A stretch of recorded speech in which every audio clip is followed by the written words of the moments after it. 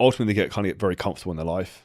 Urgency disappears, and they feel flat, uninspired, and just bored, and they feel like something's kind of missing. And I'm gonna break this down to some like different kind of points for you. So this is where like kind of point number one is getting rich can kill your drive, and rich is relative. So fitness coaches, for example, I see a lot of people who think they're rich and they're making 10K a month. And I'm like, bro, you need to take your business really fucking seriously, because the difference of your lifestyle, 10K a month and 100K a month, is fucking wild. The difference of someone's business from 100 to 500K a month doesn't really change from that perspective. But that first big jump is wildly different. And you have to think about it, when people have their back up against the wall, they don't have money and they're kind of broke, you kind of got a gun to their head to kind of figure shit out. And that's why if you're listening to this and you're in that kind of position, it's like, you always just make enough money to pay your bills. But why? Because you don't have enough motivation to kind of pull you forward more. And that's why I think in some aspects it's good that people force themselves to spend money and invest in themselves, because that pressure lifts you to make you kind of go up to the next level in terms of life. And the problem in business is once you relax, someone else is going to accelerate past you. So not to ruin everyone's hopes and dreams that you can build a business and just fucking coast, but I think that day of maybe what you could do, maybe the 70s, 80s, 90s, maybe early 2000s is gone because of technology.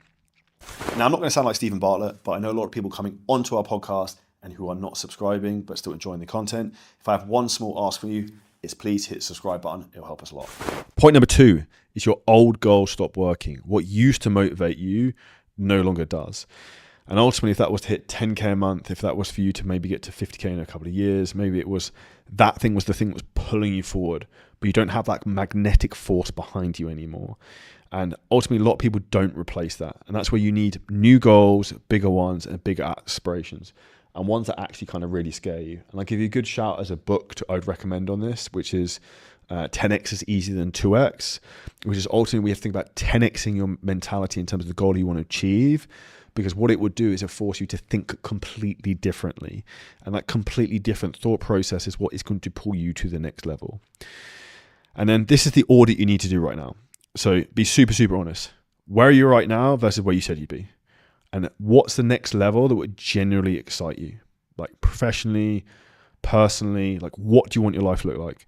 And what's the goal that will make you feel the edge again to be super motivated, super driven, and ultimately be in a position where you're hungry every day to kind of chase after it.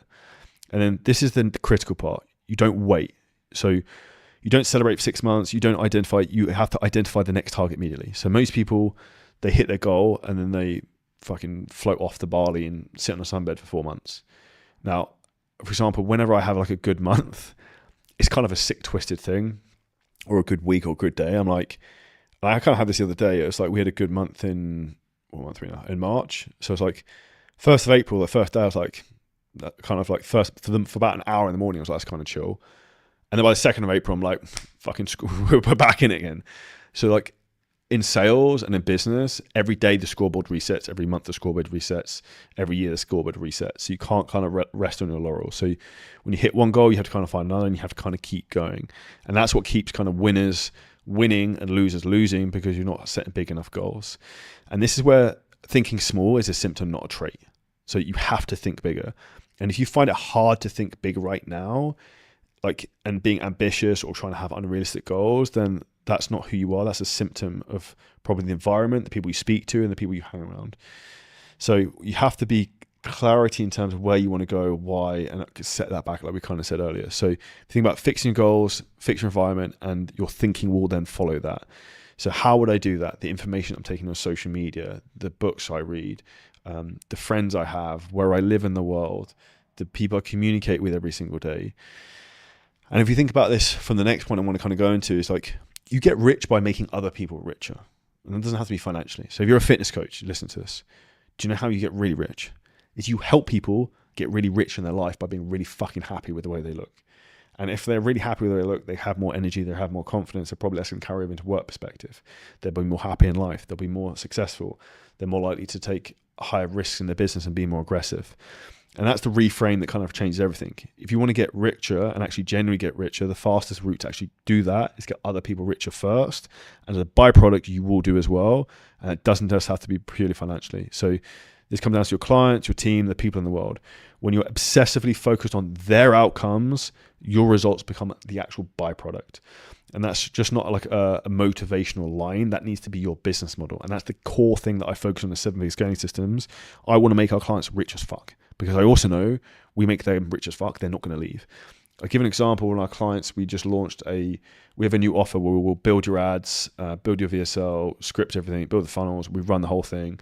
And week 1 of her VSL going live, she's at nearly a 5x ROAS. So she puts 1,000 euros in, she's getting 5,000 euros back, which is wild in week 1. So she's going to make a lot of money. And then I also know that because she's going to get super rich, I'm going to get richer as well, because she's not going to leave. She's going to stay with us for years. And ultimately, this is how you have to kind of think. Now, if you enjoyed this clip and you're a coach, creator, or a business owner and you want help in terms of how to scale your business using ads, AI, content, marketing, a lot of things we talk about on the show, then hit the link at the top line of our description in the YouTube video. You can book on a call with us and walk through the whole process, audit your business, and show you where there's huge, huge opportunities for you to scale.